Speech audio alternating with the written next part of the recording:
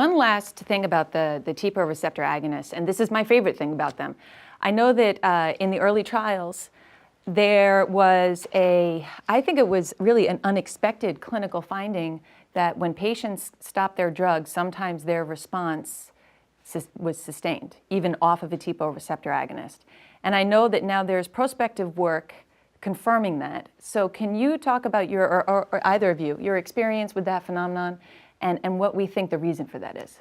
So I have several patients from original studies, as you pointed out. Now the drug was approved 10 years ago, so we have people that had been on it a long time, that their platelet count was just in the absolutely normal range. They were on a relatively low dose, and so I would just taper them down and off, and they've had, I have several that have had sustained responses. So what we don't really know, since we don't have any reliable autoantibody-related way of telling whether or not the process is still active or not, or any good way of measuring CD4 cells that, again, correlates with it at least.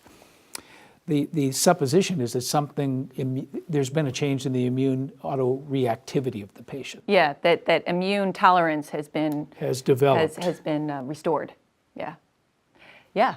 Very interesting. I think it's up to 30% of patients that may be able to come off and have a sustained response. Yeah, I've had a similar experience where I've selectively done it, where I've seen, an ongoing rock stable platelet count, for a few years, and patients will ask these questions. Often the patient will bring it up and say, "Hey, doc, is there any chance I can get off of this medicine now?"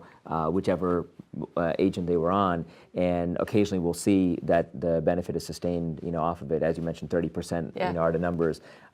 So it's interesting, how do you predict who will now get off? I think we don't know. We just have to make a clinical decision about stopping it, and then monitoring, and then seeing in real practice what's happening with the individual patient. And I think one of the related point is about selection, I should mention, is about the bone marrow biopsy we talked about. So just like you mentioned, Ivy, about the bone marrow, all my patients who relapse after corticosteroids or are in chronic ITP at some point along the way, often earlier rather than later, just in case somebody does have some other underlying condition like myelodysplastic syndrome and so forth, which were some issues that were seen in a minority of patients, with the TPO mimetics in the early days. So just so clinicians should be aware that in case the patient does have underlying myelodysplastic syndrome, that could be a reason for just being cautious about monitoring that patient if they're continuing on such a medication. That's a really good point.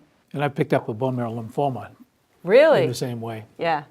Yeah, well, these patients, they hopefully live a long time, and they certainly can develop other disorders and diseases. And you reminded me, because I really was going to move on from TPO mimetics, but we should talk about risks and side effects with these medications. So what are some important things for people to know about?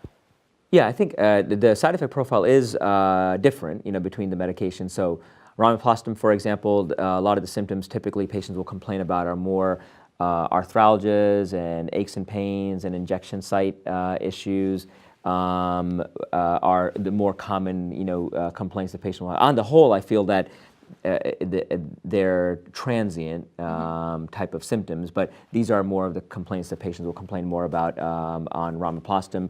Whereas Eltrombopag, we get more of these gastrointestinal type symptoms, headache, nausea, those type of symptoms are more prominent, and at least typically we don't see things like arthralgias and aches and pains as much. So there is a difference between the two as far as side effect profile. Any other serious concerns? Well, both of them, there's a higher incidence of venous thromboembolism. In Eltrombopag, of course, we've got the potential for liver enzyme elevations, and so following LFTs is much more necessary there. There's a little bit of bone marrow fibrosis in patients, more on the Ramiprostim than the Eltrombopag. Not a lot of evidence for Eltrombopag, but there's a few percent at least with Ramiprostim. So, and headache tends to be the most common side effect for this whole gamut of drugs. It's fostamatinib, Eltrombopag, Ramiprostim, and avatrombopag. Don't you think that that's just what the patients have, though, regardless of their therapy? Or you think it's mediated by the medication? My experience is that it tends to be more common during the first month, and then really, I never hear about it after that. Yeah. So I thought, It was really sort of class related. Yeah, interesting.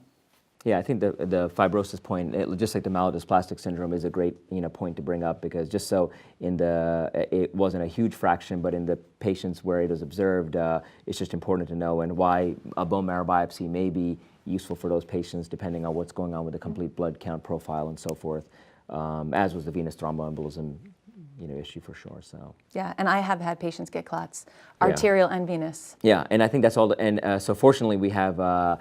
You can tailor the dosing, like say ronplostim, start at 1 mg per kg, and then, you can work your way up and so forth.